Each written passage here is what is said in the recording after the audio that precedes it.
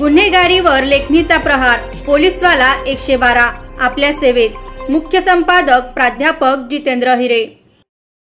Dhule one विभागातील लेखापाल किरण Ahire anti करप्शनच्या जाळ्यात। 3000 रुपये लाच स्वीकारताना अहिरे यांना अँटी करप्शनने रंगेहात पकडले। गुन्हा दाखल करण्याची कारवाई सुरू।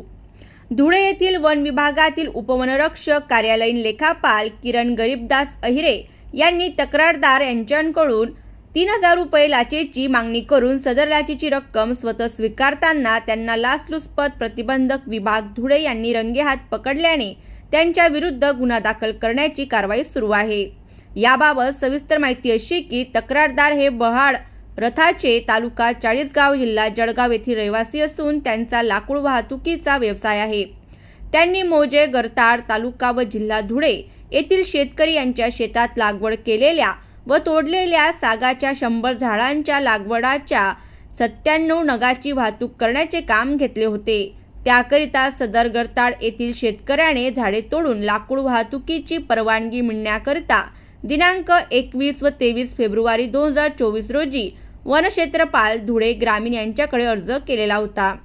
सदरची परवानगी मिळण्याकरिता तक्रारदार हे उपवनरक्षक कार्यालय धुळे येथे जाऊन पाठपुरावा करीत होते।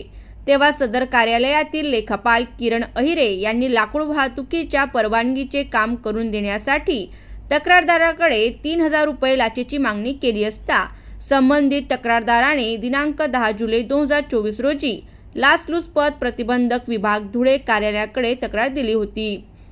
सदर तक्रारीची पडताळणी करण्यासाठी दिनांक 11 जुलै 2024 रोजी त्यांच्यावर सापळा लावला असता सापळा कारवाई दरम्यान सदर लाचेची रक्कम कार्यालयात अहिरे यांनी स्वतः स्वीकारल्याने त्यांना रंगेहात पकडण्यात आले असून त्यांच्या विरुद्ध धुळे शहर पोलीस स्टेशन जिल्हा धुळे येथे भ्रष्टाचार प्रतिबंधक कलमान्वये गुन्हा दाखल करण्याचे काम सुरू आहे। सदरची कारवाई लाचलुचपत प्रतिबंधक धुळे विभागाचे पोलीस उपअधीक्षक सचिन साळुंके यांच्या मार्गदर्शनाखाली पोलीस निरीक्षक रुपाली खांडवी तसेच पथकातील राजन कदम, संतोष पावरा, मकरंद पाटील, रामदास बारेला, प्रवीण मोरे, प्रवीण पाटील, प्रशांत बागुल व जगदीश बडगुजर या पथकाने केली आहे।